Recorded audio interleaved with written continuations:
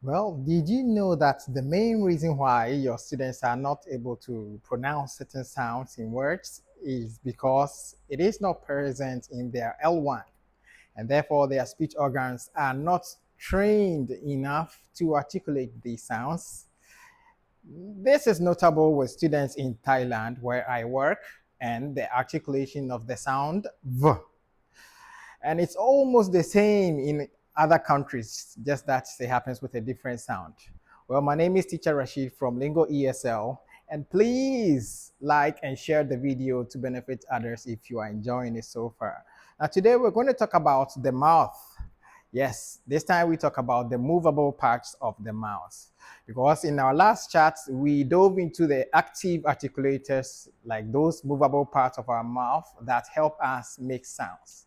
Now let's switch gears and explore the immovable parts of the mouth, which teams up with the movable ones to create all these lovely speech sounds we're talking about. The first we talk about is the upper jaw. Yes, when we speak, when we take a look at the diagram, it is clear that the mouth is made up of the lower jaw, which we can move around, and the upper jaw, which is pretty much set in stone. Now, the upper jaw, sometimes called the roof of the mouth, has a few key parts to play. First is a set of teeth that, along with the lower teeth, help us chew food into pulp that's ready for swallowing, right? Yes. The teeth ridge, you know, the part where the teeth meet the gums. Yes, that's sometimes called the alveolar ridge. You can feel it with your tongue by gently sliding your tongue just past the root of your incisor teeth. Yes, like this, and you find the alveolar ridge. Now we talk about the hard palate. Now this is the whole area between the alveolar ridge and the soft palate behind it, as we can see in the diagram here. You can feel the hard palate with your tongue. It's like a lovely arc and it's different in size and shape for everyone. Yeah. Now, next to the hard palate is the soft palate, or what we call the velum, which we've already talked about. The three main points we've covered so far, the teeth, the alveolar ridge, and the hard palate, are often called the dental, alveolar, and the palatal. And of course, we also have the velar, or the soft palate. You can identify these three by passing your tongue on the roof of your mouth, like you're trying to roll your tongue to the back. Yes, you can feel these three parts we're talking about. And now let's talk about the interaction between the active and the passive articulators and how they produce speech sounds. Now, the movable lower jaw doesn't directly make contact with the other parts, but it sets the stage by determining the size and the shape of the oral chamber and the lips. Now, the tongue.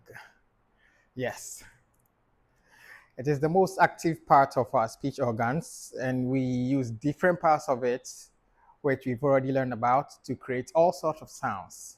For example, we use the tip of our tongue against the upper teeth to make the sound and the, as in thin, tank, and that, this, the.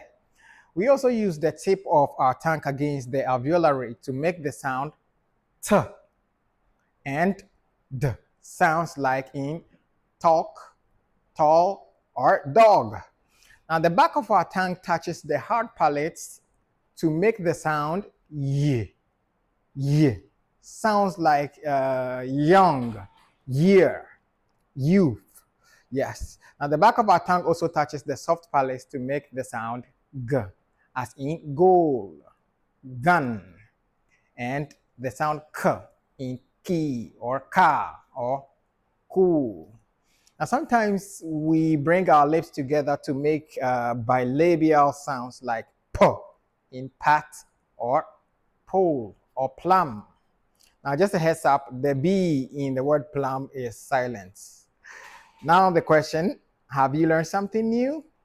All right, so we've wrapped up unit 1, and in the next unit, we are going to dive into all the different consonants, the part of our mouth that helps us make them, and how these consonants are spelled.